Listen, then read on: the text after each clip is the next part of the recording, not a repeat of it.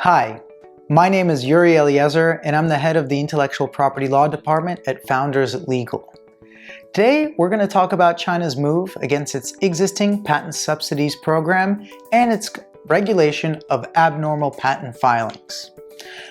Before we go into the topic of China and intellectual property rights, it's important to note that over the last few years, the international patent community has seen a tremendous amount of progress in China's recognition, respect, and regulation of intellectual property rights, both for its citizens and foreign applicants.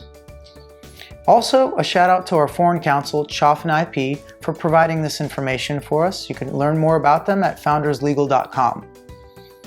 Let's get started. Last month, the United States Patent and Trademark Office issued a report surrounding an investigation of the large volume of patent and trademark filings made in China.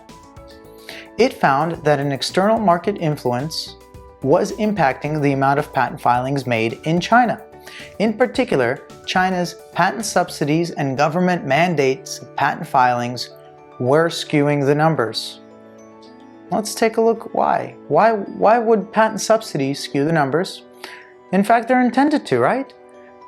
In the United States, we have an R&D tax credit program for research and development. If you file a patent, you are entitled, in some instances, to obtain tax credits on the research and development. And is not a patent subsidy program a similar positive incentive? Generally speaking, yes. But of course, as with every enterprise, there are those who seek to find loopholes, and this movement by the Chinese government seeks to close those loopholes. Let's talk about what the overhaul looks like.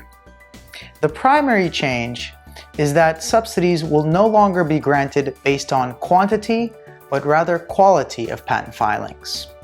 You see, when subsidies were granted on quantity of patent filings, some bad actors would find ways to make falsified patent filings or plagiarized patent filings by perhaps scraping patent databases all over the world and submitting it in China as if it were their own, or preventing other true applicants from filing in China by having filed before the true applicant could actually come to the country and file. And so a lot of these shenanigans were going on, and the Chinese government is moving to stop them, which is an excellent sign. So also, pending patents would no longer be recognized as eligible for a subsidy. Your patent application actually has to be granted. Now that's good, but there is a type of patent application in China that does not undergo any substantive examination process, and you could file it and be awarded a patent. So more on that later. The subsidies moving forward would be limited to 50% of the official filing fees, that is, the fees paid to the Chinese Intellectual Property Office. No longer are attorney's fees or patent annuities subject to the amount of the subsidy you get. So, we're tightening the budget here. Lastly, it's important to mention penalties for abnormal patent filings made in China against Chinese entities. Now, what defines an abnormal patent filing? Well, the announcement made by the Chinese Intellectual Property Office provides a few interesting examples. One is randomly generated inventions. Computer-generated inventions that merely take drawings and mix and match them, combine them, and don't really have a coherent invention there. You can tell they're just trying to make a filing to get a subsidy. Also, patent applications that have falsified experimental data that are blatantly false.